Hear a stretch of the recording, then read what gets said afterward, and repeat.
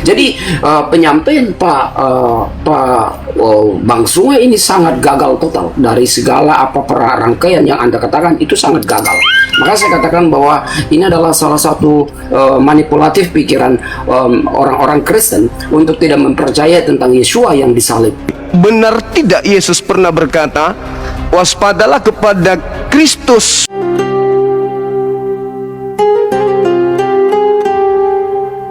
Hidup nggak ada apa-apanya, Cak Ayu. Nabi Muhammad menghidupkan kemudian batu-batu yang dijadikan sebagai tasbih, ikut bertasbih di tangannya. Sampai sahabat bertanya, Masya Allah, Masya Allah, tasbih-tasbihnya pun berbicara dan ikut berzikir. Hebat kan? Oh iya. Bang, aku bisa bicara nggak, Bang? Aku mau tahu sakitnya apa, Bang? Cuman, kenapa kami tidak mengedepankan kemudian dalam dialog lintas agama mujizat-mujizat Nabi kami? Karena takut kalian pindah Tuhan. Nanti kalian Tuhan kan Nabi kami. Kasihan Mekah kalau kalian datang gali kuburnya. Tuhan kita ada di sana kuburnya. Kan kasihan. Orang mati di pantai, dengar. Orang mati di pantai dan diracun aja kalian Tuhan kan? Apalagi Nabi Muhammad yang begitu sempurna, Masya Allah. Luar biasa bukan? Masya Allah. Nah gitu dong. Jadi Tuhanmu kalah level daripada nabiku. Nabiku aja kalahkan Tuhan. Bang, minta tolong Bang buat kereta Tuhanmu. bicara, Bang. Sepeda motor bicara, Bang. Mau tahu sakitnya apa, Bang? Oh salah kamu, otakmu rusak. Yesus membangkitkan orang mati, kamu harus hidup. 2 Yohanes 1 nomor 6. Barang siapa yang mengatakan Yesus ada di dalam dirinya, maka dia wajib hukumnya hidup sama seperti Yesus hidup. Nah, Yesus bisa membangkitkan orang mati. Coba kau bangkitkan burungnya bom-bom. Udah usah orang mati, burungnya aja bom-bom. Ucoknya suruh kau bangkitkan. Coba. Dia kan sudah lemah syahwat itu, sudah impoten dia. Udah kayak kain batik itu nonotnya. Coba kau bangkitkan, hidupkan nonotnya bom-bom. Bisa nggak? Boro-boro bangkitkan kayak Yesus. Bangkitkan nonotnya bom-bom aja kau tak sanggup. 2 Yohanes 1 nomor 6. Barang siapa yang ada Yesus di dalam dirinya, maka wajib dia hidup sama seperti Yesus hidup. Ayo, kau mampu nggak hidup berpuasa 40 hari 40 malam tanpa makan minum? Hah? Mampu nggak? Kocak. Ngapain kau membangkitkan motor? Ikuti aja Yesus. Puasa 4 hari 40 malam. Kalau tidak jatuh biji sakarmu pada hari ketiga. Jangan sebut saya sepeda Suma. motor, mana tahu bisa bicara kan, Bang? Biar tanya apa sakitnya. Udah Parah. Ya kau komen aja. Silakan Franco Jehuda. Silakan mau tanggapin, Bang. Kamu yang harus hidup sama seperti Yesus hidup. Kaulah yang harus meniru Yesus kemampuannya. Tapi faktanya nggak bisa. Nggak bisa. Kalau kami cuma amalan yang ada pada diri Nabi Muhammad dan perintah-perintahnya yang disunahkan, kami ikutin. Bukan mukjizatnya harus kami punya. Kamu harus hidup sebagaimana Nabi Muhammad hidup. Nggak ada. Ya kamu yang harus hidup sebagaimana Yesus hidup. Jadi kau harus mati juga dalam keadaan disalib. Tanya, kapan kau mau mati? Biar ku tombak lambungmu. Biar ku bantu kau mati kayak Yesus. Supaya kami tunggu kau bangkit hari ketiga kayak hantu. Jadi pada kesimpulannya saudara-saudara, terkait dengan yang tadi, yang disalibkan bukan Yesus, yang keluar dari kubur bukan Yesus, yang disembah Kristen pun bukan Yesus. Kalaupun yang disembah Kristen adalah Yesus, berarti Kristen penyembah manusia, penyembah sepupunya Yohanes Pembaptis, penyembah ponaan Elizabeth. Berarti Kristen ini masuk dalam kategori orang gila karena menyembah kepada anaknya orang. Harusnya menyembah kepada Tuhannya Yesus, tapi menyembah kepada anaknya orang. Tapi itu pun tidak benar. Kenapa? Karena sebenarnya yang mereka sembah adalah Yudas Iskariot. Demikian. Oke. Mungkin Bang Franco Jehuda, silakan Bang mau tanggapin, Bang. Ya, sedikit tanggapi tanya kepada Bang Suma. Yuk, Di mana buktinya bahwa Yudas keluar dari kubur? Oke. Anda bertanya? Ya, Anda bertanya, buktinya pasang telinga, pasang kepala, ya. Saya urut. Yesus berkata, Matius 24, 26, 24, Lukas 24, 44, Lukas 22, 22. Apa kata Yesus? Aku memang harus pergi sesuai dengan apa yang telah tertulis tentang aku. Telah tertulis. Dia ngomong pada tahun 30. Apa yang tertulis pada tahun 30?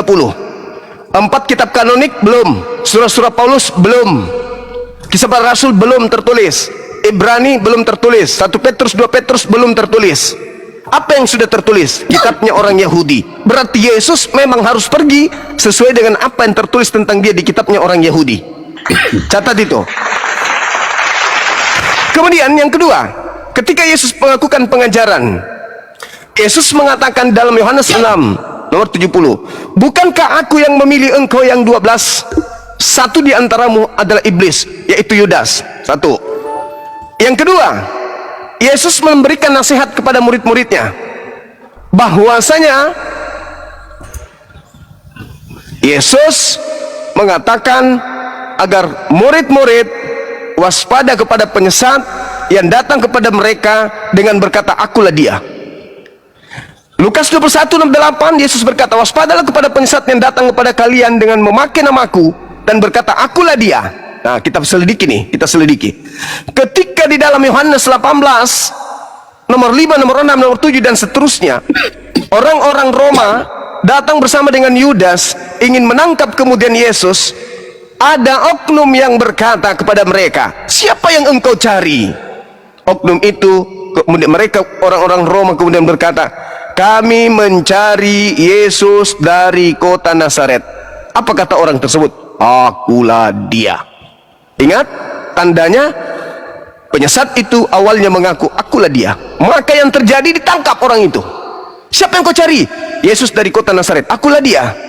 Pertanyaannya, andai saja Yesus asli yang bertanya pada saat itu, maka dia akan berkata ketika ditanya, siapa yang engkau cari? Maka orang Roma akan menjawab, kamu yang kami cari. Tapi dia mengatakan, aku mencari Yesus dari kota Nazaret. Artinya yang mereka tangkap ini mereka tidak kenal. Andai saja Anda mengenal saya, saudara perangko datang kemudian ke rumah saya ingin nangkap saya tanya, saudara perangko, siapa yang kamu cari? Pasti saudara mengatakan kamu. Tidak mungkin Anda mengatakan, saya mencari Suma dari kota Makassar. Ya, akulah dia. Karena aku mengatakan akulah dia, apa yang terjadi pada saat itu? Mereka mundur dan berjatuhan ke tanah. Ada apa? Lalu ditanya lagi, siapa yang kamu cari? 2 kali diulang. Kami mencari Yesus dari kota Nazaret. Akulah dia. Akulah dia. Ditangkap kemudian. Nah, setelah ditangkap saudaraku, Yesus kemudian digiring. Orang ini digiring, yang dikira Yesus, digiring dia. Coba Anda baca di dalam Markus 14. Ketika penangkapan orang yang mengaku akulah dia, semua murid Yesus yang lain lari meninggalkan Yesus. Markus 14 nomor 50. Semua murid melarikan diri. Berarti tinggal 2 orang. Siapa yang 2 orang yang tinggal ini? Tinggal Yudas dan Yesus. Tidak ada lagi orang lain. Karena murid-murid semua pada lari. Ternyata di data nomor 51-nya ada seorang yang masih tinggal di situ dengan menggunakan kain lenan. Yang mengatakan akulah dia tadi sudah ditangkap, tetapi di belakangnya masih ada yang menggunakan kain lenan. Ketika mereka hendak menangkapnya, pemuda yang menggunakan kain lenan itu melepaskan kain lenannya dan lari dalam keadaan telanjang. Pertanyaannya, kan tadi tinggal 2. Yang lolos melarikan diri menggunakan kain lenan ini siapa? Tentara Romawi ngapain lari? Yudas ngapain lari? Yudas kan mereka sama sekongkol dengan tentara Romawi. Ngapain mau nangkap Yudas? Satu-satunya kandidat yang lari adalah Yesus itu sendiri. Berarti yang ditangkap tadi mengatakan akulah dia, itu sudah bukan Yesus. Yang lari menggunakan kain lenan itulah Yesus. Mana buktinya? Yohanes 13 nomor 4. Yesus melepaskan jubahnya lalu menggunakan kain lenan. Siapa yang menggunakan kain lenan? Yesus. Siapa yang kabur menggunakan kain lenan? Yesus. Pembuktian lanjutnya, ketika orang yang berkata akulah dia itu sudah disidang. Baca di Lukas 22 nomor 68 69. Di sini kan saya menyelesaikan dulu untuk membuktikan, nanti Anda tanggapi. Jadi ketika kemudian disidang, orang yang mengatakan akulah dia ini ditanya sama tentara Romawi, ditanya sama imam kepala, apakah engkau Mesias? Coba. Berarti mereka ragu. Kalau dia mengatakan itu Yesus, ngapain dia tanya? Masih ditanya-tanya, ya artinya mereka ini Yesus atau bukan sih? Makanya ditanya, apakah engkau Mesias anak Elohim? Padahal dia sendiri tahu kan, Kenapa Yesus ditangkap? Karena dia membangkitkan orang mati, jalan di atas air, orang buta melihat, orang lumpuh kemudian berjalan. Artinya bahwa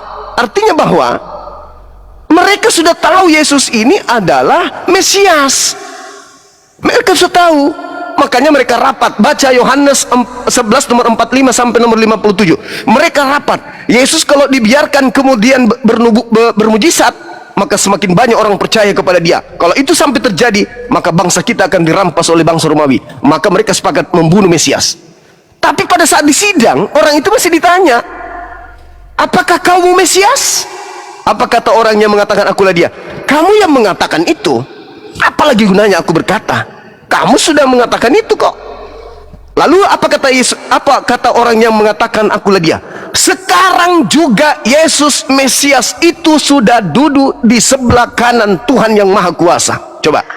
Syukran sahabat Lotus. Artinya bahwa saudara,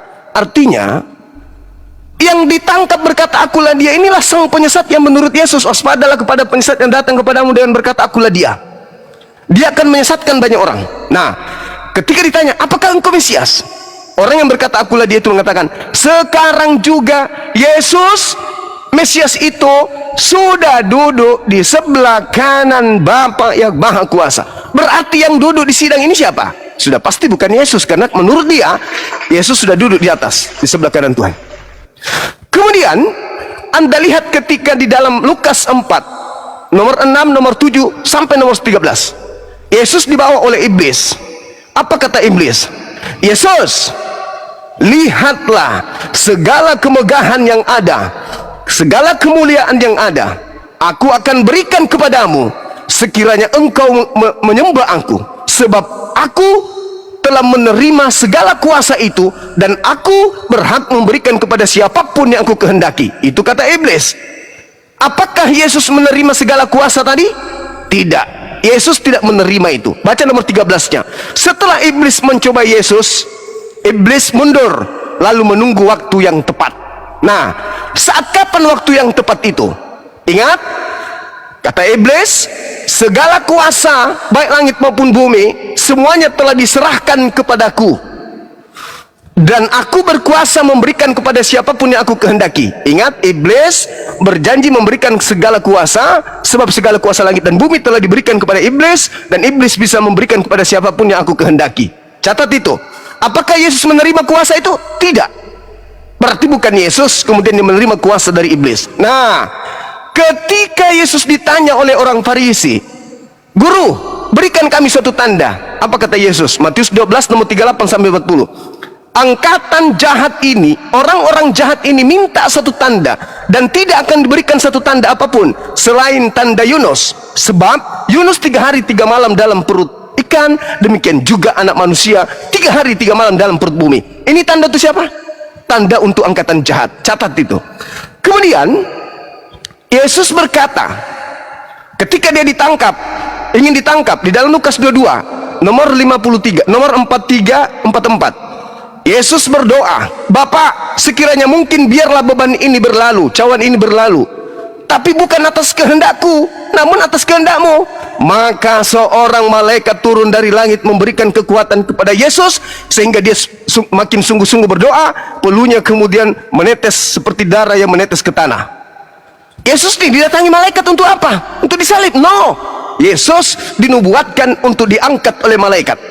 Datang malaikatnya. Nah, lalu kemudian tentara Romawi, orang-orang imam kepala datang, pengawal-pengawal mahkamah agama datang. Apa kata Yesus? Lukas 22 nomor 52-53.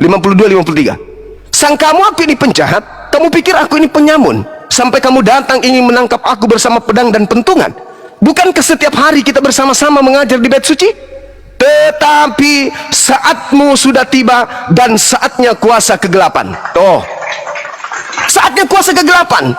Yohanes 12:31, apa kata Yesus? Sekarang juga dunia dihakimi, sekarang juga penguasa dunia yaitu iblis dilemparkan keluar. Ingat tadi keluar, ada yang keluar dari perut ikan, ada yang keluar dari perut bumi. Kuasa penguasa kegelapan keluar dari perut bumi, dan itu adalah tanda untuk angkatan jahat. Ketika dia keluar pada hari Minggu, apa kata dia? Kepadaku telah diberi kuasa, baik di langit, di surga maupun di bumi. Pergilah, jadikanlah seluruh bangsa menjadi muridku. Pertanyaannya, ini makhluk mana ini yang menerima kuasa? Dan siapa yang mengaku telah diserahkan kuasa itu kepadanya dan berkuasa memberikan kuasa itu kepada siapapun yang dikehendaki? Ini siapa ini yang keluar dari tanah, yang menurut Yesus sekarang juga dunia dihakimi, sekarang juga penguasa dunia yaitu iblis dilemparkan keluar dari mana? Dari kubur. Karena itu adalah tanda untuk Saya sabar dulu sedikit lagi, sabar dulu sedikit lagi. Lalu kemudian ketika orang ini keluar dari kubur, ingat yang mati adalah orang yang dikutuk oleh Elohim. Kristus telah menebus kita dari kutuk hukum Torah dengan jalan apa? Jalan kutuk, karena kita sebab ada tertulis, terkutuklah orang yang digantung di atas tiang salib. Ingat, yang masuk ke kubur tadi ini adalah orang yang dikutuk oleh Elohim. Ketika dia keluar, apa dikatakan? Kepadaku telah diberi kuasa, baik di langit maupun di bumi. Efesus 22, iblis adalah penguasa cakrawala langit, awan-awan. Kemudian 1 Korintus 15, 17, 19, iblis adalah penguasa dunia. Yohanes 12 nomor 31, iblis adalah penguasa bumi.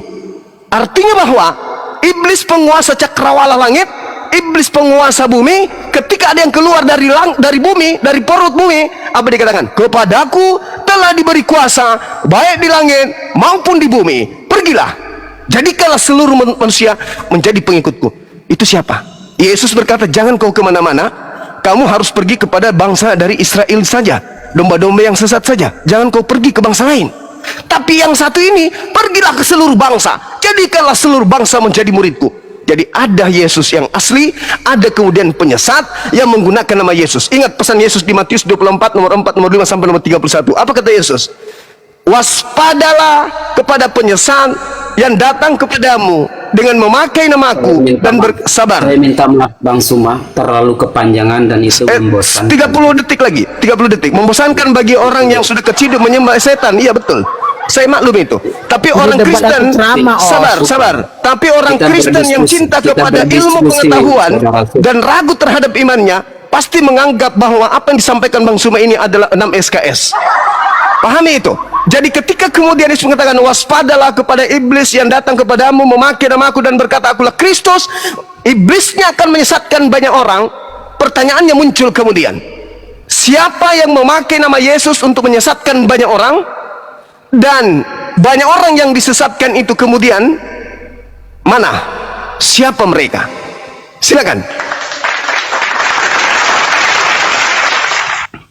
Bang Suma, saya ingin bertanya lagi. Bertanya bukan menanggapi. Iya, ini begini, sekaligus menanggapi. Ya, jadi silakan. begini, ketika Anda mengatakan bahwa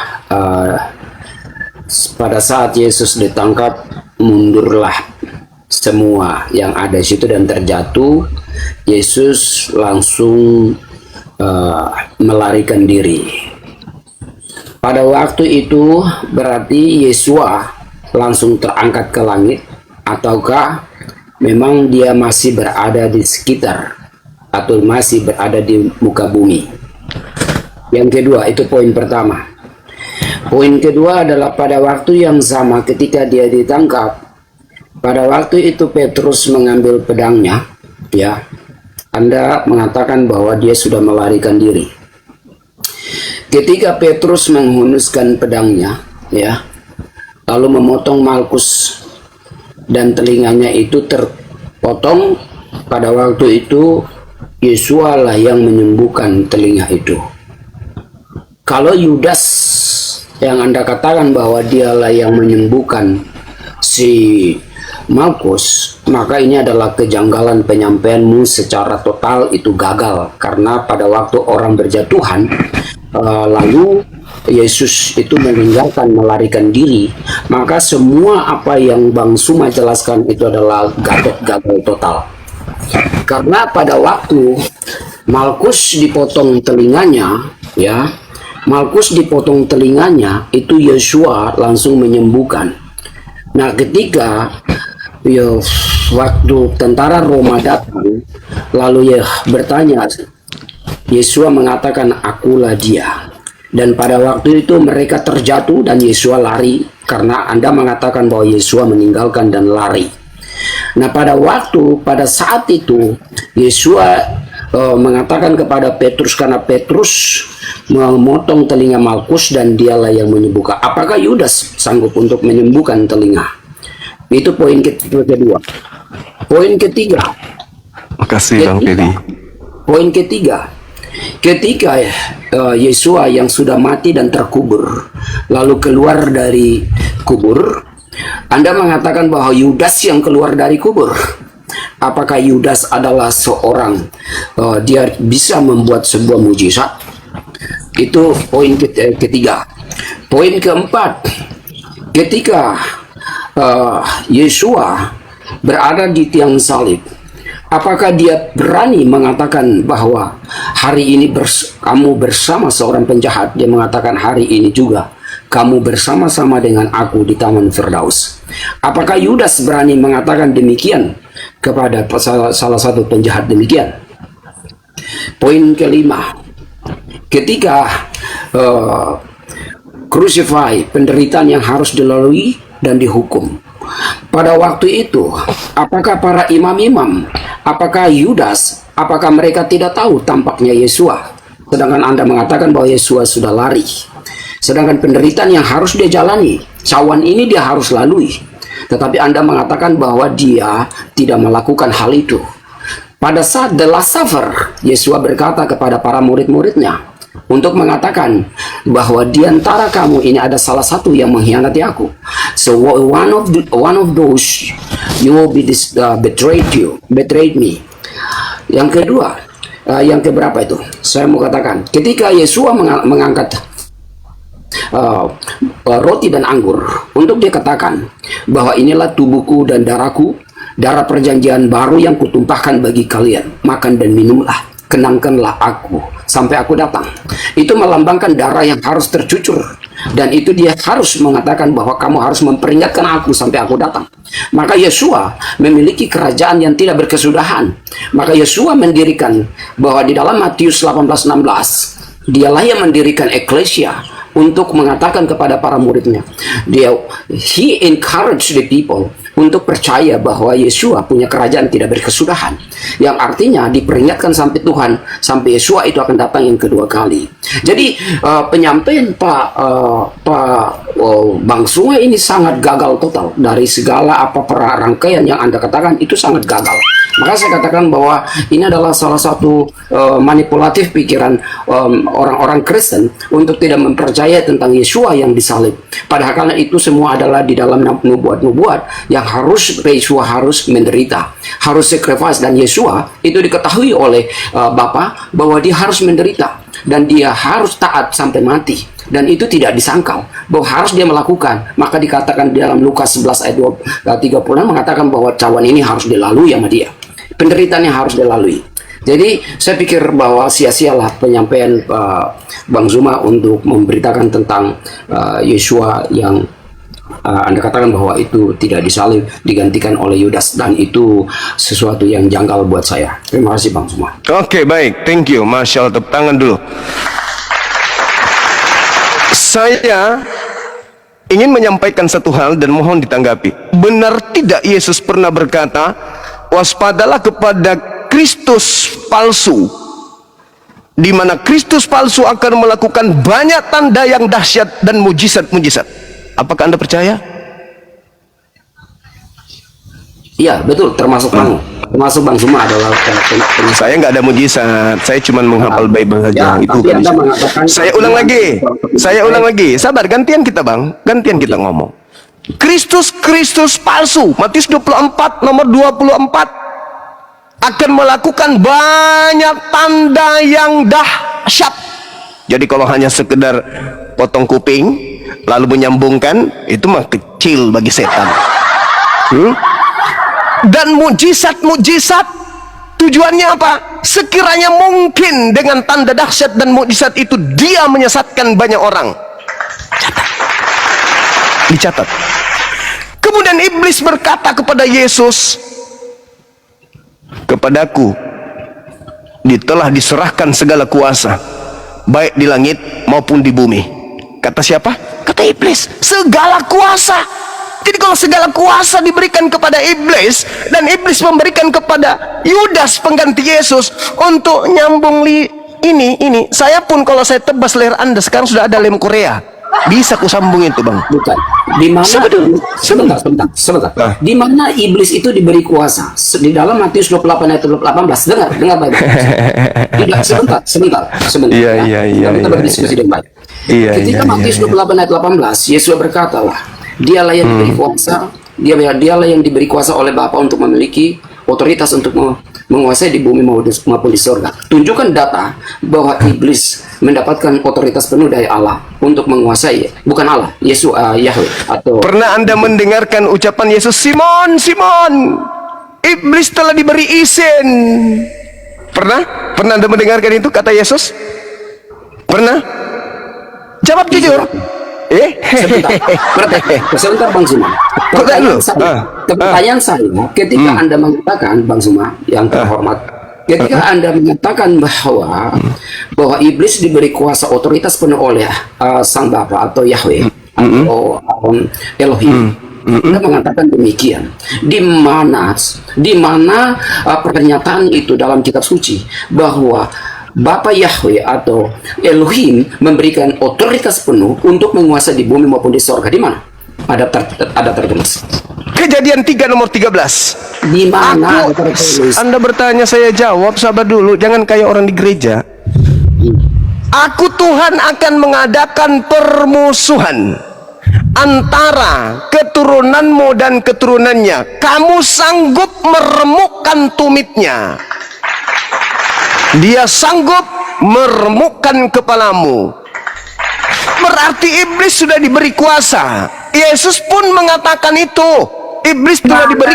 Di mana dalam kejadian itu bukan merujuk kepada iblis yang meremukkan kepala ular, itu bukan merujuk kepada iblis. Gagal total lagi, Gatot Bang Suma. Terus iblisnya meremukkan apa? Jangan iblisnya meremukkan apa? Iblisnya kemudian menghancurkan apa? Sebentar Bang Suma, ketika dalam kejadian itu bukan merujuk kepada iblis. Kasihan Bang Suma, jangan lalu musuh dengar. Lalu musuh daripada keturunan Adam siapa? Ayo, musuhnya siapa? Ayo, di Kejadian 3 nomor 15 itu musuhnya iblis siapa? Musuhnya anak manusia siapa? Sebentar, ayo. Bang Suma tidak menjawab apa yang saya sampaikan. Berapa poin-poin yang tadi, tapi Anda tidak menjawab. Sudah apa dijawab itu, Bang. Saya mau menjawab lebih, tapi Anda selalu potong. Anda bicara lama, saya bicara sedikit langsung dipotong. Belum sempat saya menyelesaikan semua kebotolan Anda itu, belum. Anda mengatakan bagaimana mungkin. Jangankan ini. Diam dulu, tuyul. Roh bertanduk 7 bermata 7 yang ada di dalam tubuhmu itu ademkan dulu, ademkan. Ini guru mau menjelaskan. Guru mau menjelaskan. Oke? Job, kapan lulusan guru, Job? Bukannya satpam. Ini buktinya saya ngajar. Diam. Yang membunuh Tuhanmu juga satpam. Sabar, diam. Jadi teman, pahami teman. Jangankan mujizat-mujizat. Kan tadi saya sudah membacakan samamu dan kau mengiyakan. Iblis bisa melakukan mujizat. Iblis bisa melakukan tanda yang dahsyat. Jangankan tanda yang dahsyat, iblis berhasil membunuh Tuhanmu. Catat itu. Tuhan pun iblis bisa bunuh. Oke? Enggak usah terlalu lebay kali. Di dalam kitab yang tertulis Kejadian 3 nomor 15, iblis diberi kuasa untuk meremukkan tumit. Makanya Yesus itu ditenteng kayak es cendol sama iblis. Ketek, ditenteng kemana-mana Yesus itu. Paham kau? Iblis mencobai Tuhan lu. Bukti bahwa iblis lebih berkuasa dalam hal ini. Tapi sayang, Yesus mengatakan Yohanes 14 nomor 30, iblis sedikit pun tidak berkuasa atas diriku. Berarti yang disalib bukan Yesus, cak kongkong. Kenapa kalian pingin kali Yesus yang disalib? Persis iblis kalian ini. Iblis tidak akan pernah bisa berkuasa atas diri Yesus. Yohanes 14:30. Sedikit pun iblis itu tidak berkuasa, sedikit pun. Berarti yang dibunuh di atas tiang salib itu bukan Yesus. Karena pembunuhan terhadap oknum yang ada di salib itu adalah upaya setan. Yohanes 13 nomor 2, setan merasuki Yudas. Matius 26 nomor 24, nomor 4, nomor 59, imam kepala melakukan tipu muslihat dan juga kesaksian-kesaksian palsu untuk supaya bisa membunuh Yesus. Kata Yesus, no, sedikit pun kalian tidak berkuasa atas diriku. Berarti yang dibunuh ini bukan Yesus. Kenapa kalian ingin kali Yesus dibunuh? Kenapa? Hah? Ada apa dengan kalian? Kenapa seperti setan kalian ini? Pingin kali Yesus mati, sementara Tuhan mengatakan, jangan kau membunuh orang yang benar, jangan kau membunuh orang yang tidak bersalah. Itu kata Tuhan. Amsal 6 nomor 16, 6 perkara yang dibenci oleh Tuhan, bahkan 7 kekejian di dalam hatinya, yaitu menumpahkan darah orang yang tidak bersalah. Berarti Yesus gak mungkin. Nih sekarang nih, saya ingin tanya sama saudara. Saya sudah katakan bahwa seluruh mujizat yang kau sampaikan tadi, memutuskan tali ini apa ini, leher ini ya, leher, memutuskan leher, kuping, itu bisa sekarang lem alteko sini, ku tebas lehermu, ku sambung alteko, bisanya itu. Iblis bisa berkuasa melakukan apa saja. Jadi kalau jangan kau banggakan keluar dari kubur, itu mungkin iblis. Pret, iblis itu dilemparkan ke dalam kubur. Yesaya 14 nomor 12, 13, 14, 15. Iblis dilemparkan ke dalam kubur. Jadi yang keluar dari kubur itu iblis. Catat itu. Sekarang saya berhadapan dengan saudara. Anda mengatakan Yesus yang harus mati. Kenapa nafsuan kalian? Sementara Yesus mengatakan, aku harus pergi meninggalkan dunia ini sesuai apa yang tertulis tentang aku. Apa yang tertulis? Di kitab mana? Di kitab Mazmur. Yesus menyebut kitab itu. Lukas 24 nomor 44. Aku memang harus pergi sesuai dengan apa yang tertulis tentang aku di dalam kitab Mazmur. Bukan di dalam kitab Roma, Galatia, Filipi, Padale. Bukan. Tapi di kitab Mazmur. Pertanyaan saya kepada saudara. Di dalam Kisah Para Rasul 4 nomor 11. Kisi pertama. Kisi kedua, di dalam Mazmur 118 ada ungkapan yang mengatakan bahwasanya dia adalah batu yang dibuang oleh tukang-tukang bangunan yang telah menjadi batu penjuru. Mazmur 118 nomor 22. Pertanyaan saya, tolong Anda jawab. Batu yang dibuang oleh tukang-tukang bangunan dan sekarang sudah menjadi batu penjuru, yang dimaksud di situ siapa? Di dalam Mazmur 118:22 batu penjuru yang dimaksud di situ siapa? Jawab.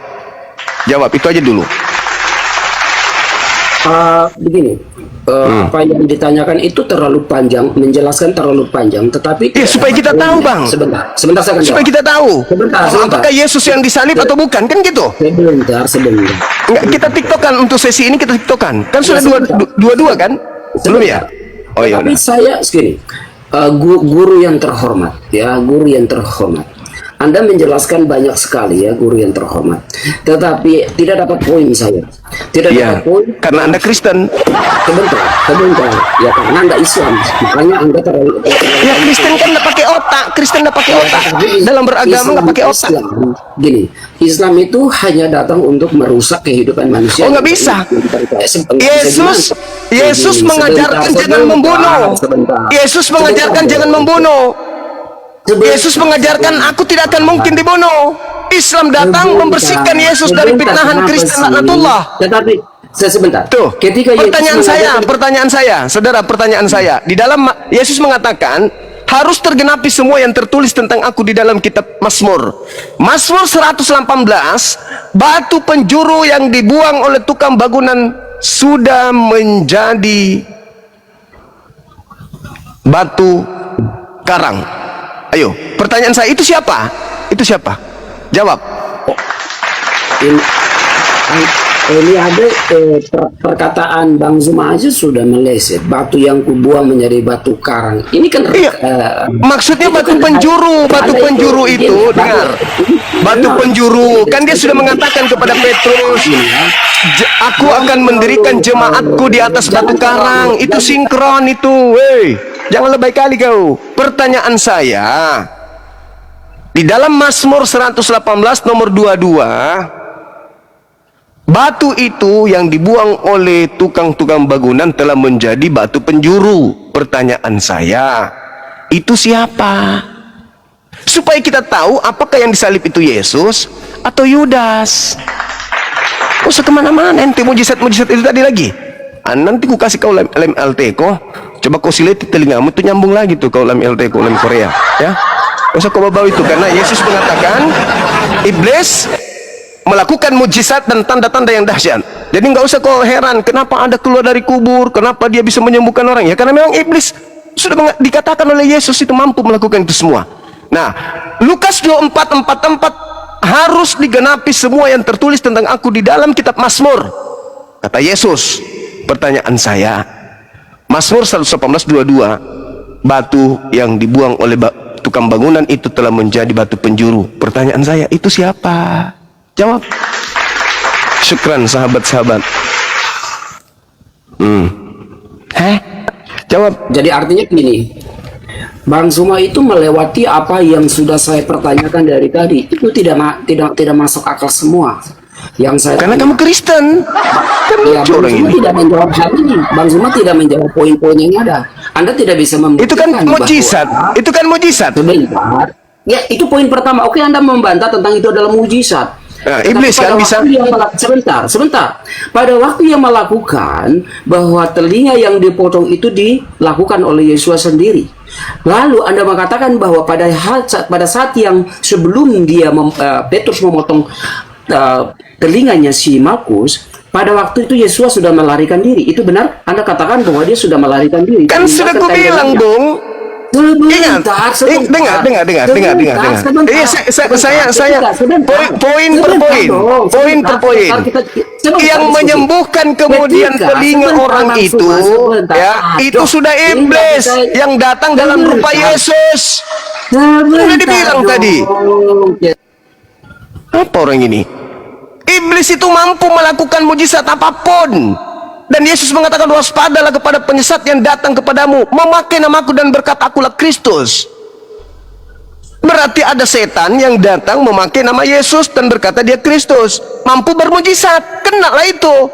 Kenapa Anda mutar-mutar? Pertanyaan saya, supaya semua yang Anda inginkan itu gugur, Yesus harus pergi meninggalkan dunia sesuai dengan apa yang tertulis tentang dia di dalam kitab Mazmur. Pertanyaan saya, batu yang dibuang oleh tukang bangunan telah menjadi batu penjuru, itu siapa? Sudah gugur semua pernyataan saudara. Ketika pertanyaan itu datang bahwa batu yang dibuang, itu saya belum jawab. Saya tahu bahwa itu adalah Yesua. Ya, itu pintar. Sebentar. Udah. Sebentar. Udah. Sudah itu Yesua. Sebentar dulu dong. Ini Anda ini tidak bisa berdiskusi dengan baik. Anda sebentar. Iya, Anda sebentar. Ingat ya, saya kunci jawaban Anda ya. Bahwa yang ada di Mazmur 118 nomor 22 itu adalah Yesus. Oke, Yesus adalah Bang Prangko, biar diskusinya enak disimak sama yang nyimak, Bang Prangko. Coba tanggapi satu persatu supaya bisa ditanggapi ulang. Supaya kalau ada yang menyimak ini yang nggak paham bisa paham. Coba satu persatu, Bang Prangko. Jangan sekaligus dibawakan. Itu namanya Anda menyesatkan. Iya, dia tadi membawa poin ada 347 poin. Saya simpulkan semua bahwa yang mujizat-mujizat itu semua iblis sudah bisa lakukan itu. Yesus sendiri yang mengatakan. Silakan. Makanya kita bicara, Bang. Bukan saya tidak mau berdiskusi dengan baik. Saya mendengar kok Abang penjelasan dari A sampai Z. Ketika saya bicara, Abang harus mendengar juga pertanyaan-pertanyaan. Bahwa pertanyaan Anda itu seperti air hujan, terlalu banyak. Anda paham, Bang Prangko? Tadi kenapa dijabarkan? Karena diminta untuk membuktikan Yudas itu. Betul, pintar Bang Bejo. Makanya dijabarkan begitu panjang. Anda menanggapi, jangan semua Bang, per poin supaya kita paham. Anda benar apa Bang Juma benar? Gitu dong, pintar guru saya nih Bang Bejo. Thank you Bang. Iya. Ya, okay. Sudah tadi Anda Mazmur 22 nomor Mazmur 118 itu nomor 22 itu adalah Yesus, betul? Bang Zuma, saya sudah menjawab itu, tapi saya mau katakan kepada Bang Zuma, ketika Bang Zuma tadi menjelaskan bahwa itu adalah Yudas yang disalib, Yudas yang menggantikan hal itu, maka pertanyaan-pertanyaan saya itu Bang Zuma tidak menjawab. Bahwa itu semua, ketika Anda mengatakan bahwa itu adalah iblis yang melakukan semua itu, dan Anda bawa ke dalam Kejadian 3:15 tentang di mana iblis sudah diberi kuasa, ternyata Anda menggunakan Matius 28:18 di mana kuasa itu diberikan kepada Yesua untuk menguasai di bumi maupun di sorga. Ketika Anda bawa ke dalam Kejadian, itu bukan itu bukan untuk si iblis, tetapi di mana itu adalah nubuat untuk Yesua bahwa Hawa baru adalah Maria, di mana dia yang akan melahirkan seorang putranya yang tunggal, dia yang akan membuka itu. Ini bukan gereja. Sebentar. Ini bukan gereja. Sebentar, ini bukan gereja gimana? Bang, Anda sudah poin, Bang. Kejadian 3 larinya ke Maria, tuyul, Sebentar, benar-benar penipu. Loh, gimana? Ada yang penipu, Anda adalah orang-orang yang menyesatkan, bukan saya. Ini kan Sekarang kenapa Anda mengatakan Kejadian 3 itu larinya ke Maria? Jangan, loh. Sebentar, itu adalah nubuat di mana? Kata siapa itu nubuat? Kata siapa? Sebentar, siapa perempuan yang melahirkan? Iya, Maria. Hawa melahirkan anak-anak keturunannya. Sebentar, itulah makanya saya katakan. Kok larinya ke Maria pula? Itulah nubuat yang digenapi. Nubuat nenekmu oleh Kristus, kiper. di mana Yesus yang akan menemukan kepala ular. Diam. Kalau kau nggak tahan pelajaran keras dari saya, kau turun. Kau jangan menipu di sini. Orang-orang Yahudi, bahkan tadi di awal saya mengatakan Matius 2 itu, Herodes ingin membunuh Yesus. Itu pertanyaan saya yang kalian tidak sentuh. Paham? Kenapa Herodes ingin membunuh bayi Yesus? Ini ada buatan. Ku lempar juga muka sendal jepit nanti. Kenapa Herodes ingin membunuh bayi Yesus? Kenapa? Duluan mana bayi Yesus dengan nubuat yang kau jilat-jilat dari kitabnya Yahudi itu? Duluan mana? Duluan Kejadian kan? Berarti harusnya landasan Herodes ingin membunuh Yesus karena dosa waris itu. Koclok, hantam juga jidatmu nanti lama-lama. Orang bodoh-bodoh aja di gereja tempatnya, jangan di sini. Sebentar. Sabar dulu. Herodes ingin membunuh Yesus, ingat, bukan karena unsur nubuah. Catat itu. Apa buktinya bukan unsur nubuah? Kau baca kemudian Yohanes 11 nomor 45 sampai nomor 57. Banyak orang yang melawat kemudian Maria setelah melihat Lazarus dibangkitkan oleh Yesus. Lalu di antara mereka ada seorang yang datang kepada orang Farisi. Lalu kemudian datang kepada imam kepala, datang kepada mahkamah agama. Mereka berkumpul, rapat kilat. Apa kata Imam Kayafas? Imam kepala, bukan kepala botak. Imam kepala, ahli Taurat, mahkamah agama, orang Farisi, ahli dari kitabnya sendiri. Tak ada nubuatan itu. Maka apa kata imam kepala? Kalian tidak tahu dan kalian tidak insaf. Adalah lebih baik satu orang mati, Yesus, daripada seluruh bangsa kita ini binasa. Maka mulai tahun itu juga Imam Kayafas bernubuat, bukan dari dirinya sendiri, tetapi dari Elohim. Dia bernubuat. Apa nubuatan Kayafas? Adalah lebih baik Yesus mati satu orang daripada seluruh bangsa kita binasa. Maka lihat nomor 53-nya. Maka mulai saat itu mereka sepakat membunuh Yesus. Paham kau? Yang kedua, imam kepala, siapa yang lebih tinggi ilmunya? Tunggu dulu, sedikit. Terus mahkamah agama, siapa yang lebih tinggi ilmunya? Pendeta, pastor, penipu, atau mereka?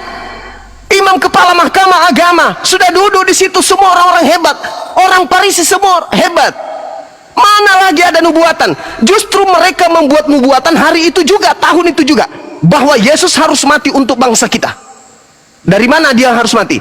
Dari perampasan orang-orang Roma. Ada nggak imam kepala mengatakan ente dosa waris karena sudah dibuat nenek kiper? Jangan kau jadikan tempat yang ada Islam begini dengan gereja. Di gereja boleh kau nipu jemaat. Di sini no.